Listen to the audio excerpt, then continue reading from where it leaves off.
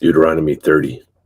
So it shall be when all of these things have come upon you, the blessing and the curse which I have set before you, and you call them to mind in all the nations where the Lord your God has banished you, and you return to the Lord your God and obey him with all your heart and soul, according to all I commanded you today, you and your sons, then the Lord your God will restore you from captivity and have compassion on you, and will gather you again from all the peoples where the Lord your God has scattered you. If your outcasts are at the ends of the earth, from there the Lord your God will gather you, and from there he will bring you back. And the Lord your God will bring you into the land which your fathers possessed, and you shall possess it, and he will prosper you and multiply you more than your fathers. Moreover, the Lord your God will circumcise your heart and the heart of your descendants, to love the Lord your God with all your heart and with all your soul, in order that you may live. And the Lord your God will inflict all these curses on your enemies and on those who hate you and persecute you. And you shall again obey the Lord and observe all his commandments which I command you today. Then the Lord your God will prosper you abundantly in all the work of your hand, in the offspring of your body, and in the offspring of your cattle, and in the produce of your ground. For the Lord will again rejoice over you for good, just as he rejoiced over your fathers.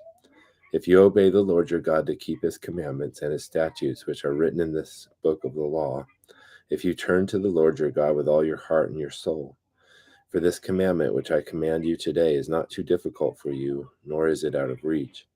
It is not in heaven that you should say, who will go up to heaven for us to get it for us and make us hear it, that we may observe it? Nor is it beyond the sea that you should say, who will cross the sea for us to get it for us and make us hear it, that we may observe it? But the word is very near you, in your mouth and in your heart, that you may observe it. See, I have set before you today life and prosperity, and death and adversity.